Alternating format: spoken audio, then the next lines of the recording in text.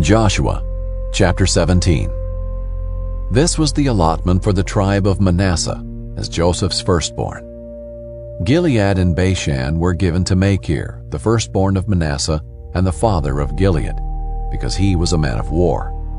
So the allotment was for the rest of Manasseh's descendants by their clans, for the sons of Abiezer, Helek, Asriel, Shechem, Hepher, and Shemida. These are the male descendants of Manasseh son of Joseph by their clans. Now Zelophehad son of Hepher, son of Gilead, son of Machir, son of Manasseh, had no sons, only daughters. These are the names of his daughters: Mahlah, Noah, Hoglah, Milcah, and Tirzah. They came before the priest Eleazar, Joshua son of Nun, and the leaders, saying, "The Lord commanded Moses to give us an inheritance among our male relatives." So they gave them an inheritance among their father's brothers, in keeping with the Lord's instruction. As a result, 10 tracts fell to Manasseh, besides the land of Gilead and Bashan, which are beyond the Jordan, because Manasseh's daughters received an inheritance among his sons. The land of Gilead belonged to the rest of Manasseh's sons. The border of Manasseh went from Asher to Michmethath near Shechem. It then went southward toward the inhabitants of En-tappuah. The region of Tappuah belonged to Manasseh, but Tappuah itself on Manasseh's border belonged to the descendants of Ephraim. From there the border descended to the brook of Cana. South of the brook, cities belonged to Ephraim among Manasseh's cities.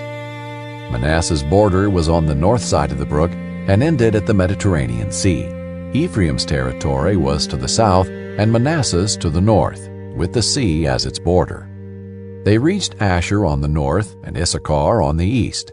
Within Issachar and Asher, Manasseh had Bethshean, Ibleam, and the inhabitants of Dar with their surrounding villages, the inhabitants of Indar, Taanach, and Megiddo, the 3 cities of Naphath, with their surrounding villages. The descendants of Manasseh could not possess these cities, because the Canaanites were determined to stay in this land. However, when the Israelites grew stronger, they imposed forced labor on the Canaanites, but did not drive them out completely. Joseph's descendants said to Joshua, "Why did you give us only one tribal allotment as an inheritance? We have many people, because the Lord has been blessing us greatly."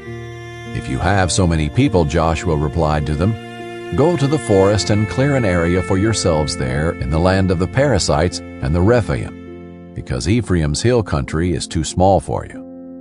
But the descendants of Joseph said, "The hill country is not enough for us, and all the Canaanites who inhabit the valley area have iron chariots, both at Bethshean with its surrounding villages and in the Jezreel valley." So Joshua replied to Joseph's family, that is Ephraim and Manasseh, "You have many people and great strength. You will not have just one allotment, because the hill country will be yours also. It is a forest.